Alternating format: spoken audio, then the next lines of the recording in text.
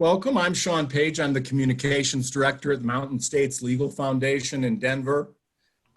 We've been fighting for your constitutional rights since 1977. We're a nonprofit public interest law firm that takes cases pro bono when we think important principles of constitutionality, private property, limited government are at stake. Thank you for joining us today.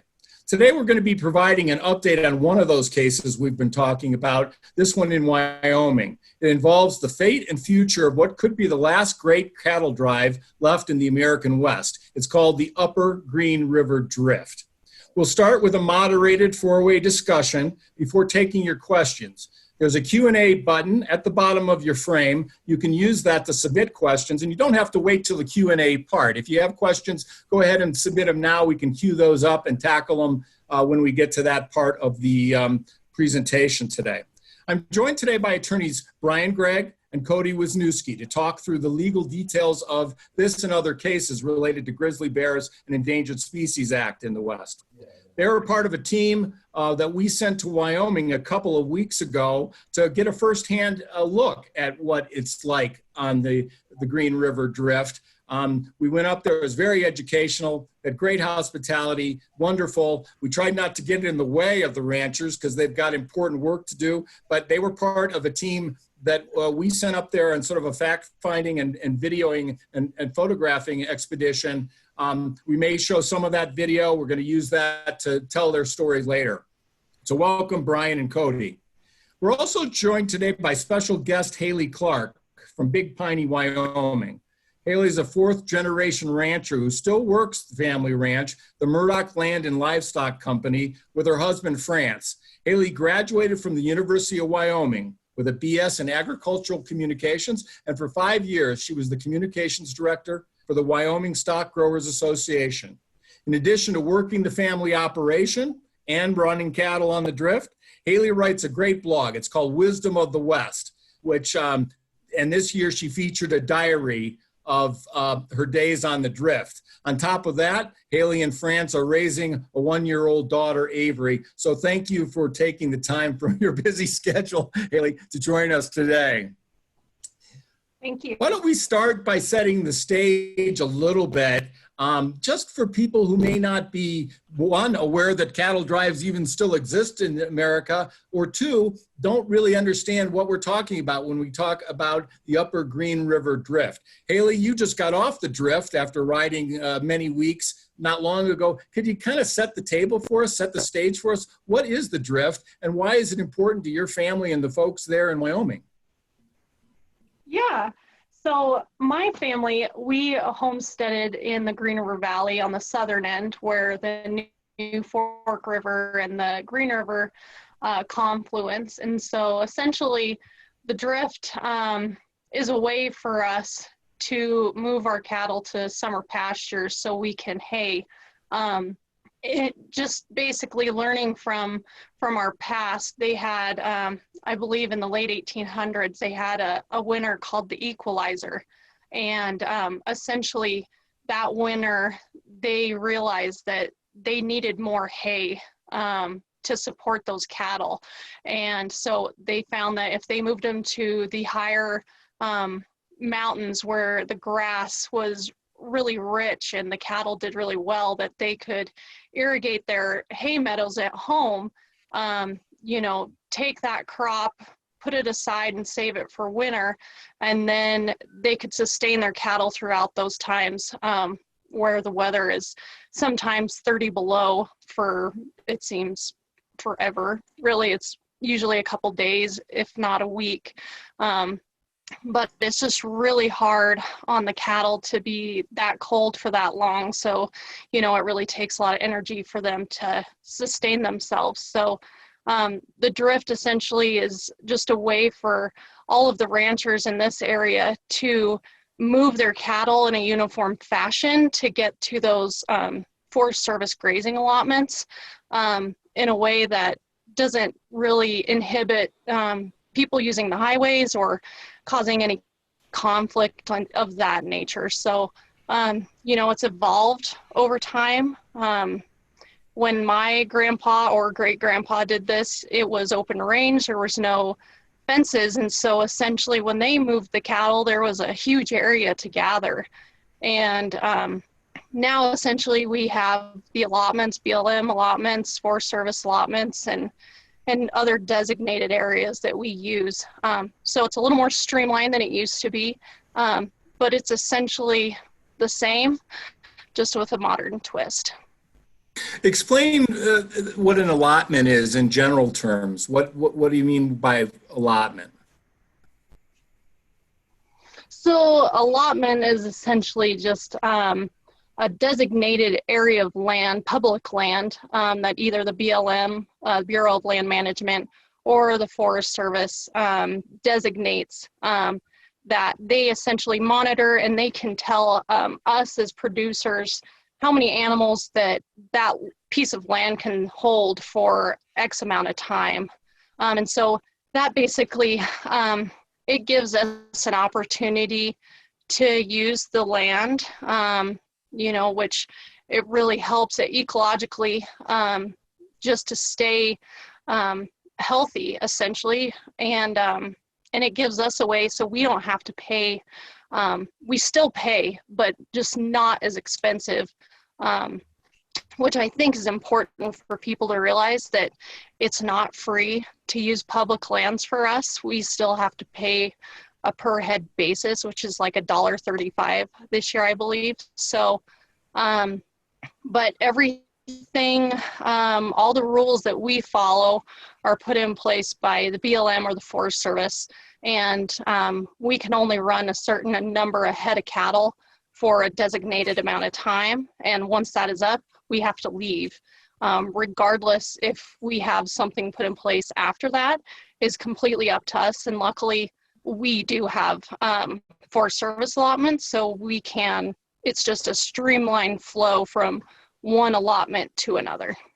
So how many families are involved, and what are the distances that you travel? When we met out there, I learned that your family goes the furthest for the drift. Could you talk us through how far that is and how long that takes, and kind of give us a general sense of how many head you moved? Yeah, so I would say right now we have probably about 10 ranches or permittees that are probably a part of our association. There were more in the past, but just over time, ranches have been sold and things have changed, and that number has decreased a little bit.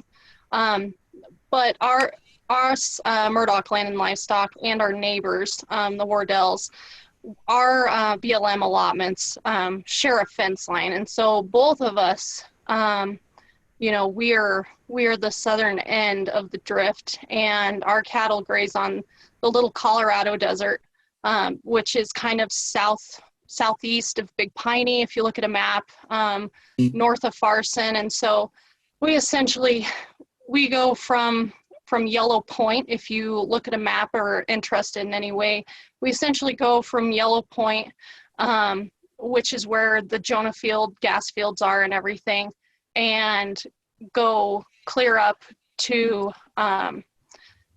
basically the start of where the dirt road is going to Green River Lakes on the Moose Jip allotment. So we figured that it's probably about 75 or more miles, just highway miles essentially. So probably by the time you get done, it's probably around 80 miles that we move the cattle. And that's just a straight line. That's not including all the miles you put in gathering our cattle or anything like that. So our horses are in really good shape by the end of it. And then at the end of the season, they go up there for the summer. And then, as I understand it, one of the reasons they call it the drift is over time, the winter weather pushes them back in the direction that they need to go. And that's when you gather them up and take them down to their winter pastures, correct? Correct. Yeah. So essentially, just to kind of give everyone just a timeline of what our summer going into fall looks like. So we start riding about June 18th. because we have to be off of our BLM allotment by June 21st. So it takes us that many days to essentially gather our desert, sort cattle as needed, just because we share a common allotment with a neighbor, and then actually get going on the drift. And so basically from June 18th to about this year, it was June 30th, usually sometimes July 1st, that we actually get to our summer allotment. And then the cattle spend that time up until about October, about 8th or 10th. And then we basically reverse everything that we just did, just taking out our BLM allotment at the end. And there's a lot of sorting of cattle. Essentially what they do is all the gates that we close, once we get all the cattle up there, they basically just open those gates into a driveway that we use that goes to Cora. And so everyone who uses those allotments in our association, all the cattle are mixed.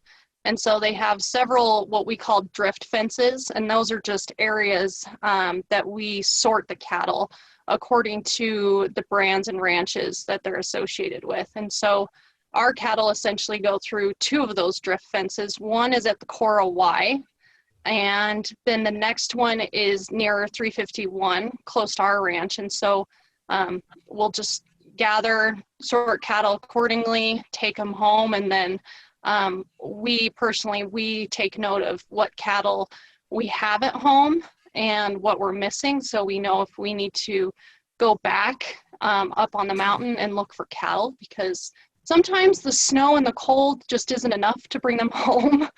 You have to actually go up there and gather them yourselves, which is sometimes a pain, but it's just how it is. Let's talk about the role that grizzly bears play. I mean, this is all very interesting about cattle ranching, but the twist in all this is that when the animals are up in the high country, that's when they're at most risk from attack or getting killed by grizzlies. Can you talk to us about how grizzlies play a part in all this? Yeah, so essentially we, grizzlies and wolves have been something that everyone in our association has had to deal with in some way. And it's definitely something that makes it harder to run your family business, which essentially that's what cattle ranching is. It's a business, and cattle are just the way that we gain our income every year. And so the best way that I can describe it is it's like someone coming into your store and they steal merchandise and they take it, and sometimes there's repercussions for it, just through how they manage bears, and sometimes it's just gone. You don't know where it went, and that's how it is with our cattle. Our allotment is heavily wooded, and so we always face those instances where cattle are lost, calves mostly, and you just don't know what happened to them. They're either a confirmed kill, which has its own set of guidelines, or it's unknown. And so that's why we keep track of our cattle so well, just because we want to know what we're missing, and specifically what cows are missing calves, because it's the way that we operate and the way that we can sustain ourselves throughout the year. And so it's really important to know that. And luckily, the game and fish, they're wonderful to work with, and they are extremely dedicated to helping us get confirmed kills. And sometimes you find a carcass, and there's not enough identifying markers to know what killed it, because sometimes by the time you find it, it's too far gone. And so, our period of time that we can actually get a confirmed kill is small. And so it is a lot of work for our range riders who help us up there, just because a lot of bears, they're good at what they do. They like to eat cattle, which I don't blame them. I love to eat beef too, but when that is what makes you money, it's nerve-wracking to know that that some of the calves that you brought in during the winter and helped are eventually just going to be gone. Yeah. And so, you know, it's just takes a lot of dedication. Has the problem gotten worse over the years that you've experienced it or your family has experienced it? Yeah, so for us personally, I believe we usually lose about 10%, which is without compensation, we wouldn't be able to run our business in any way. And, you know, it's just, I think over the years, there's an ebb and flow of kills between grizzlies and wolves. Last year, actually, we only had 2 wolf kills confirmed, and the rest and 7 were grizzly. So, you know, it just kind of depends on the year. The Game and Fish actually had a chart of number of kills for each predator, and it just seems to be an ebb and flow of, I guess, what carnivores in the area predominantly. So, but, you know, I wish my grandpa was alive so I could ask him, you know, what kind of issues that they faced and if they had a lot of kills. I honestly, I don't know what he would say, but I think that it's definitely more of an issue today than it has been in the past for various reasons, but it is definitely something that affects our family business. Yeah, I talked to one of the ranchers yesterday. He told me that this season so far they've had 10 confirmed livestock kills, and depending on how you calculate that, that comes out to about $20,000 worth of loss. And he said that there had been 2 management actions taken against problem bears. And again, as you point out, you can't just go out and remove a bear. You don't even do it as a rancher. That's up to the government officials, and all these cases are investigated thoroughly. And and though they try to get up there in a timely fashion to investigate, it's not always possible, right? Right. Yeah. Yeah, there's protocols set in place, and we as ranchers, we can't take any sort of action except for calling the Game and Fish and essentially saying this is what we found and where, and then they go from there and they can make the confirmation on what killed the animal, the calf, the cow, the bull, whatever it is. But we personally, we can't do anything. We do have an opportunity with wolves to, if we happen to see one, which is extremely hard to do, you have to basically figure out their patterns, which us as ranchers, we don't have time to do that because we're irrigating, we're haying, we're trying to do things at home, and we do spend a little bit of time on the mountain, but that's just not feasible for us. So, you know, it doesn't ever happen. I've personally, the time that I've spent up in the mountains, I haven't seen hardly any wolves. I've seen, last year we saw 1 grizzly cub. But aside from that, you know, our range riders are the ones that have the majority of the encounters, but I personally have had very little. Let's bring our legal eagles into the conversation here, because a lot of this stuff hinges on grizzly bear protections. Let's go to Brian and explain what this particular case is about, Brian, if you would, and how the grizzly bears and the ranching interact in this case. Sure. So in essence, this lawsuit is brought by a group of various environmental groups who are upset with the federal government for authorizing a higher level of grizzly bears who prey on cattle to be lethally removed. And it's pretty simple. If there's more bears, there's going to be more cows killed by the bears. So in the last several years, there's been management actions by the federal government to change the number of bears that are allowed to be removed in this manner after, you know, all other protocols are exhausted. So really, there should be a sign that, this is a great success story, because the grizzly populations in the greater Yellowstone ecosystem have, made a huge increase in the last, couple decades. However, that would, put certain groups out of business, so they had to bring a lawsuit about this, and they're suing.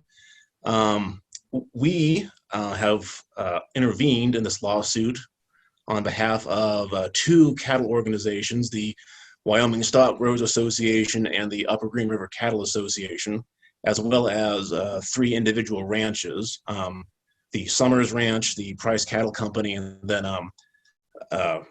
Haley's parents, the Lockwood, the Murdoch Land and Livestock Company. And this, and as Cody can also explain, this is part of a much larger war on, the question of grizzly bear management in the Rockies. That's your cue, Cody. Tell us about the war. Yeah, I mean, this is a multi-front battle, really. The case Brian is talking about is dealing with, how to address problem grizzly bears. We have another case that Mountain States has been litigating for over 2 years now, dealing with the recovered greater Yellowstone ecosystem population. And that population of grizzly bear has been recovered since 2006 at least. Fish and Wildlife under the Obama administration tried to delist that population of grizzly bears then, and went through the courts, got, the delisting decision was challenged by a bunch of environmental groups, went through the courts, and the court said, Fish and Wildlife, you need to look at this again, and you need to determine whether the loss of a particular food source is going to negatively impact the bear. Well, I'm sure as many of the ranchers that are out there can attest, it's not impacting the bear all that much, because they are increasing their population, they're increasing their range. Maybe they're having more cattle instead of white bark pine. I know I would prefer beef over, tree fruit, but so they went and had to try and delist the grizzly bear again, and that happened in 2017. Environmental groups sued again, and we intervened in the lawsuit on behalf of Wyoming Stock Growers Association, Wyoming Farm Bureau, Mr. Price, who's a member of the Upper Green River Cattle Association, as well as a lamb operation, W&M Toman Ranches. And the entire brunt of that case is just allowing the Endangered Species Act to function as it should. The grizzly bear was listed in 1975. It has made a fantastic recovery. And, all we're asking is that once that recovery happens, then management of the population can return back to the state, back to the Wyoming Game and Fish Department, who, like Haley's mentioning, are great to work with for the locals because they know those officials and they know the people. So that case, there was just a decision handed down by the Ninth Circuit yesterday. Mm-hmm. And basically what the court said is Fish and Wildlife still hasn't done enough. The goalposts have kind of moved yet again. So luckily, the Ninth Circuit recognized that the greater Yellowstone ecosystem grizzly bear is successfully recovering, and they very much limited the scope of what Fish and Wildlife needs to do. But we're talking about more agency action, more taxpayer dollars, more bureaucratic red tape to deal with a problem that's already been solved, and that's a big problem. So that's one of the other battles, and then there's still more. I mean, we just filed a brief in another case that addresses the recovery plan for grizzly bears. So it wasn't enough that the environmental groups would sue over the status of the bear or their ability to address problem bears. Now they're suing over the metrics that Fish and Wildlife use.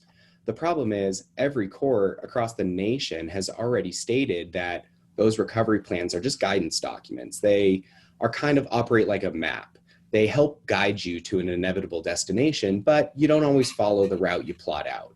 And the environmental groups are trying to make those recovery plans a binding legal document so that they have another stage over the process to sue over, another way to get the courts involved, and another way to push these decisions back to the agencies. And, that's a big problem here. We want the federal government can step in and help under the ESA, but they're supposed to return management back to the states. And, I'm sure ranching families like Haley's will attest that they would much rather be able to deal with Wyoming Game and Fish on these things than having to try and deal with Fish and Wildlife in DC. Yeah, we had the opportunity when we were out there to do an interview with Zach Turnbull. He works for the state of Wyoming. He's the person there in Pinedale who investigates and confirms cases. We'll put that up on our Facebook and our website at some point so people can get to know Zach. Very interesting guy. Everybody we met out there was amazing. I think the thing that struck me on that little field trip was, there's this perception that ranchers hate grizzlies and want to wipe out every grizzly or want to wipe out every wolf. But I was amazed at the sort of, I wouldn't call it tolerance necessarily, but I was amazed at the fact that they really do value all the grizzlies as well as all the other livestock up in those beautiful mountain ranges. That's their backyard. They care about it too, and they're not vindictive about it. My impression was, we just want these animals managed so they don't eat us out of house and home. And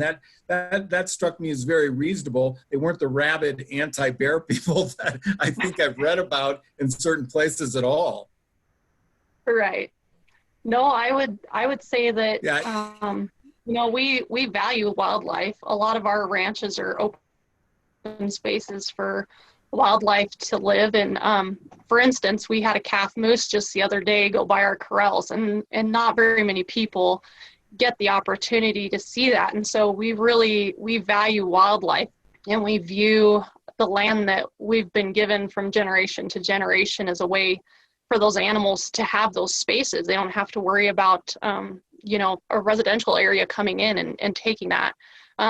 They have a place that they can go to, and we're thankful that we can use our Forest Service allotments, but it's just hard, to essentially operate when sometimes it's hard to manage. It's hard to manage an issue and find solutions, and I think that's something that we want. We want to find ways to have a solution. So we all get what we want. We get the beautiful wildlife, and we get a place to, graze our cattle. And, we don't want any species to be gone. We want them all to be there, but we just really want to find a way to manage together. It's such a beautiful landscape there, and I was struck. There are elk calving grounds there. Saw a lot of pronghorn. It was just a fabulous place. And I know protections are in place for all kinds of endangered species there that you guys respect and take care of. Brian and Cody, aside from breaking 2 axes at the at the ranch we stayed at splitting wood, what were your other impressions of the trip up there? The biggest takeaway is that we need to teach Brian how to chop wood appropriately. Right, yeah. I think we can figure that one out. We'll do some training out behind the offices. That way, when we go back up in the fall, we'll be ready to go. But my big takeaway was I was really impressed with just how organized everything was and how good of stewards the ranchers were out there. I mean, it's just really impressive to see how well the families have adapted to the changing environment. I mean, you're talking about something that's been going on for 125 years. The landscape looks, while the geographical features are the same as they were 125 years ago, there's paved roads and houses and all sorts of development out there. And the ranchers' ability to kind of work around that, they're driving cattle next to roads, they're going under the roadways so that they're not disturbing people that are going out to visit the forest. They're using common use places. So it's not like the cattle are trampling some sort of pristine wildlife feature. They're part of the natural environment out there. And the ranchers are just guiding them and they're helping that process. So it was really amazing to me to see how well they worked with the environment and how they truly just were a part of the natural environment out there.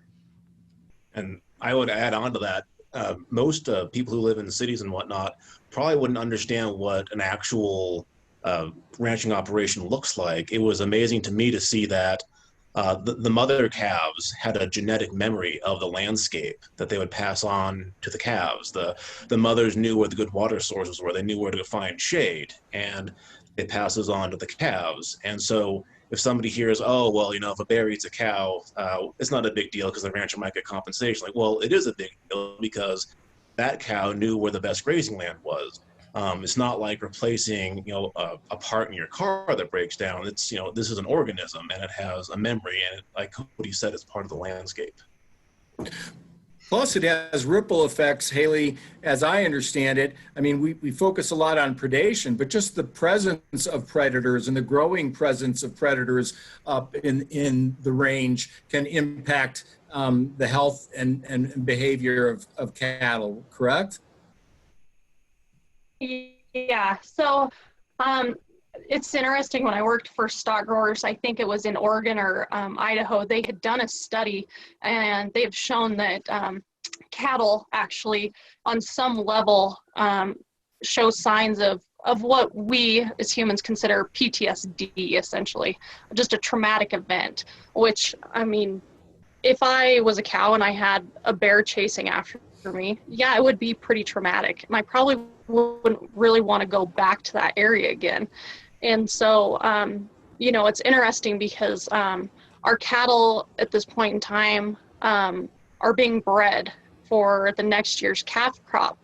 And so if they're under a lot of stress because they're under predation, we might see lower amount of cows that are bred. When we preg check in the fall, when everything's said and done on the mountain, we might find that some of our cows, they never bred up, so to speak. And so, and that could be for a multitude of factors, may not just be predation.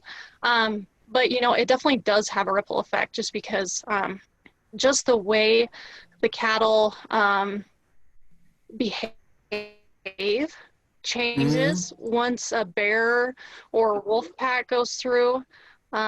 They turn into elk. That's the only way I can put it. My husband and I rode up there last year, and anything that was out of the ordinary, made any sort of sound that may have resembled a predator, I am not kidding you. If you've ever seen an elk herd move, that's exactly what the cattle look like. They were not going to hang out long enough to see if it was friend or foe. So, I think they do.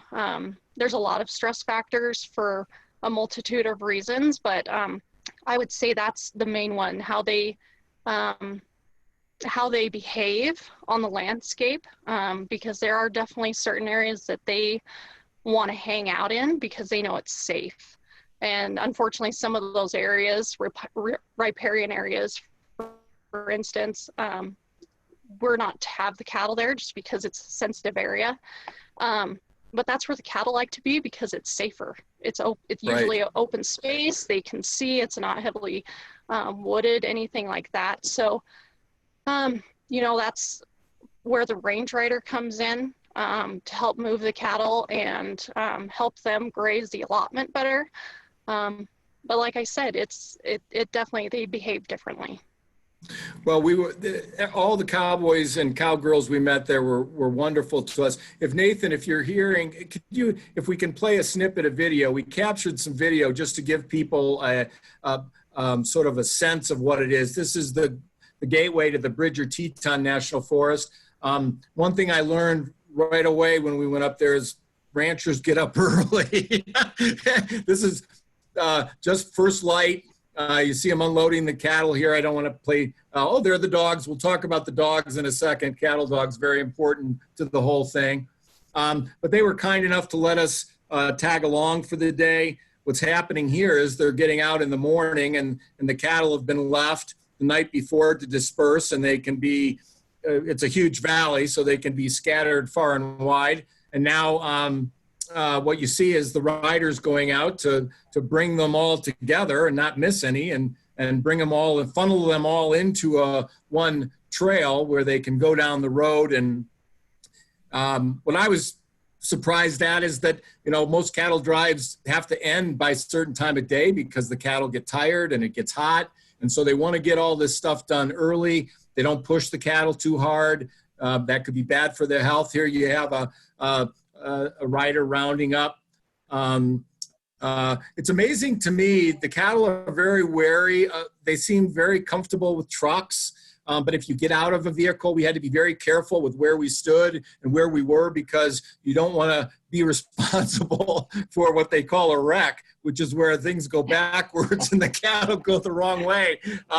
We didn't want to make enemies of the cowboys out there. They probably never would have found us. But anyway, so we stayed clear to make sure, like here, they're funneling down through a big valley and they have to funnel over a bridge. So it's an amazing operation. And it's amazing that it's really family oriented. The riders that you saw that went out, that was, I think, the daughter and the son of the cowboy you saw, Mike. Those are the beautiful Wind River range in the background.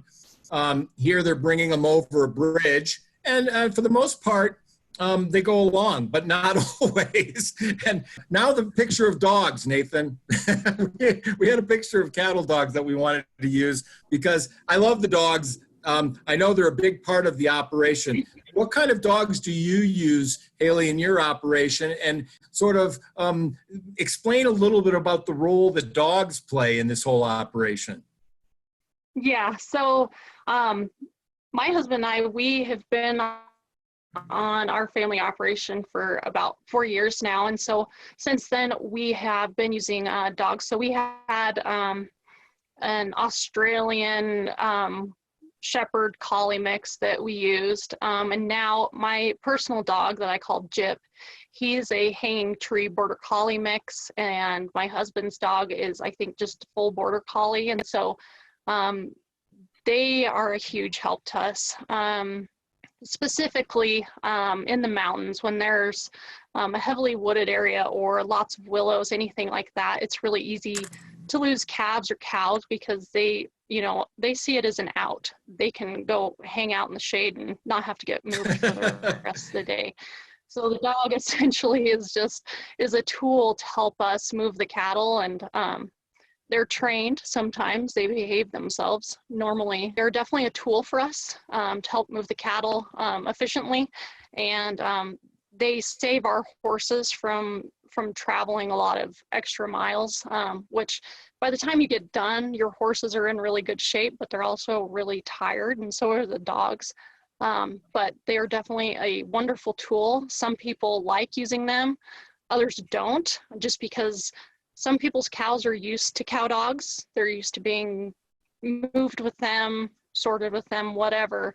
Our cows, it took a couple years for them to, I would say, be okay with the fact that we use dogs to move them on the ranch. And now it doesn't really bother them. There's a few that always like to fight them, but they are a great tool. I'm looking to see if there's any questions coming in. Nathan, if you have any, send them our way. If not, let's talk a little bit about where we go from here. The drift has gone on since the 1890s. It's continuing to go on. Let's hope for many more years, depending on how this and other cases are resolved. But what do you see looking forward? What are the next phases of these cases, and what are the stakes of losing or winning from the point of view of the ranchers? Well, right now, this particular case is still pretty young. It was only filed a couple of months ago. And I believe I mentioned in the previous podcast, so thankfully we did score a big initial victory because one of the environmental groups had filed a motion for what is called a preliminary injunction. An injunction is just a court order, which in this case would have prohibited the lethal removal of grizzly bears that prey on cattle. And thankfully, the judge agreed with us that that's completely unprecedented, because ever since the grizzly bear was listed under the Endangered Species Act almost 50 years ago, lethal removal of problem bears, of bears that prey on livestock, has always been authorized. It's just a question of to what extent and how. So in this case, we're going to seek to have it transferred back to Wyoming, hopefully, and combined with another related case. And then we hope to get to the merits of this by the end of the year, hopefully. Yeah, and in Cody? the Crow Indian, so the Crow Indian tribe versus United States case, that's the general grizzly bear delisting case. Like I said, Fish and Wildlife is currently undergoing a voluntary review to review the effect of delisting the greater Yellowstone bear on other bears.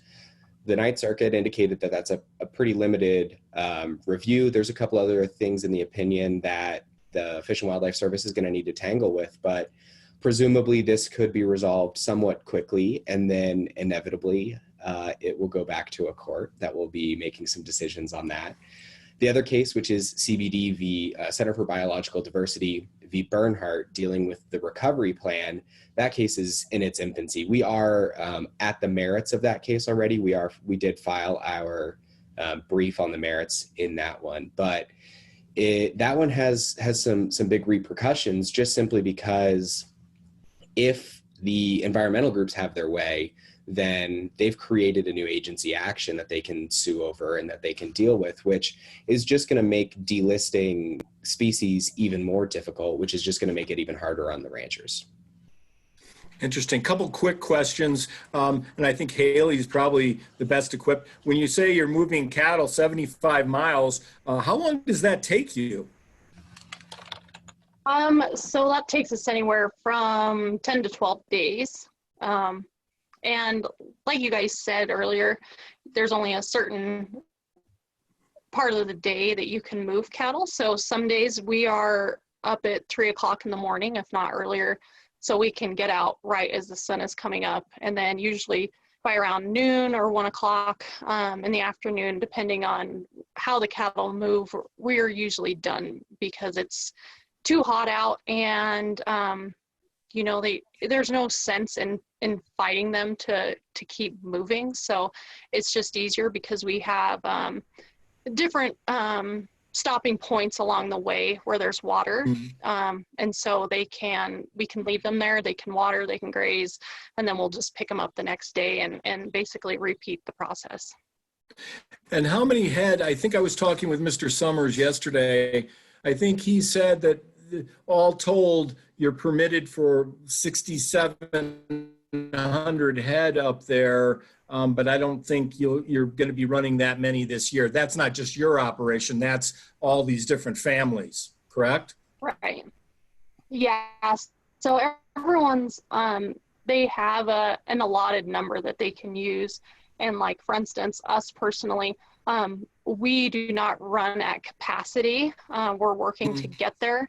And so I think anywhere, probably about 4,000 to 4,500 head of cattle, I think might be up there right now. But like I said, everyone has a capacity that they can have on their allotment. And some people meet that and some people don't. Well, we're going to come back and visit you in the fall to see the second half of what happens when the animals drift down. But, you know, if you're talking to people out there in urban America and suburban America, and they're wondering, why does it matter if a cattle drive survives? I mean, I think people have a romantic connection to cowboy culture, and especially here in the West, but maybe you could talk to people a little bit about why it's important, not just to your family, but to their families, that this be protected and preserved going forward. You're right. Well, just aside from, you know, our heritage and what we've done for multiple generations since the late 1800s, you know, it has a lot to do with, you know, how the landscape works. You know, historically, you've seen there's been huge bison herds that used to roam the prairie, and you know, that's how it was. There was large migrations, things like that, and essentially, that's what our cattle drive is a migration. Mule deer do the same thing. Antelope, elk, you know, they migrate from one area to another to utilize the grasses. And honestly, the grass up there is amazing. The cattle do really well on it. The wildlife do really well on it. And so, you know, it's just, it's hard to explain without having to view it firsthand. But there's so many factors that go into it. The ecological aspect of it. The business end for us, just having a place, you know, a way to get our cattle from one point to another safely. And plus, it helps our herd because, like I said, our cattle are being bred essentially from our desert allotment clear up to the mountains. And so we're planning for the next year essentially. And so it gives us a way for our cattle to get bred for a duration of time. It gives us an opportunity to grow our irrigated meadows.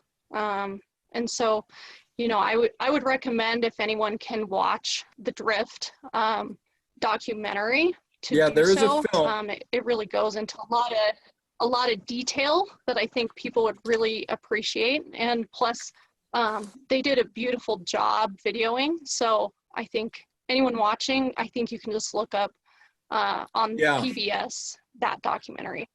Yeah, and I think a company out of Wyoming, Caldera Productions, did that over a 5-year period. Yes. They filmed that, and it is beautifully done.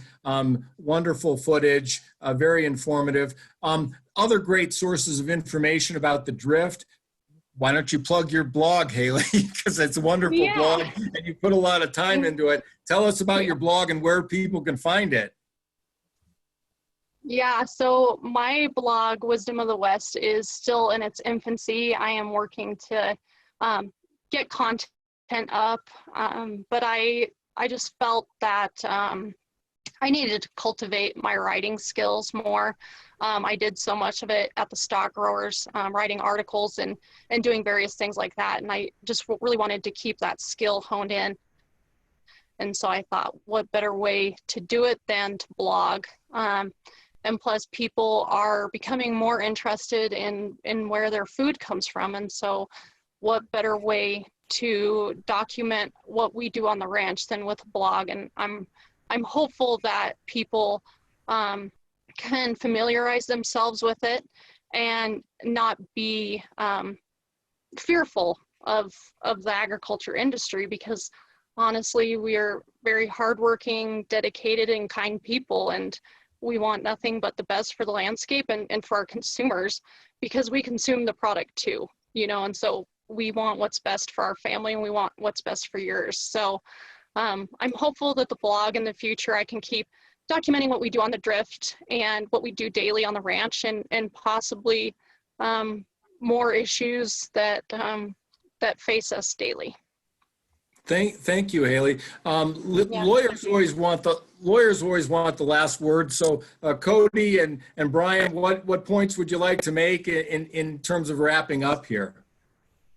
Yeah, it just building on exactly what Haley's talking about. It actually, this struck me when we got back from the Drift. I was having a conversation with a friend who lives in a high-rise building in downtown Denver, and it never connected with them. They didn't understand why. They didn't really understand what the importance of it was. And it's so much more than just the environment. At a time where people are really worried about the quality of their food and their food sources, this particular person subscribes to a mail order meat delivery service that delivers frozen, like high quality beef to their door.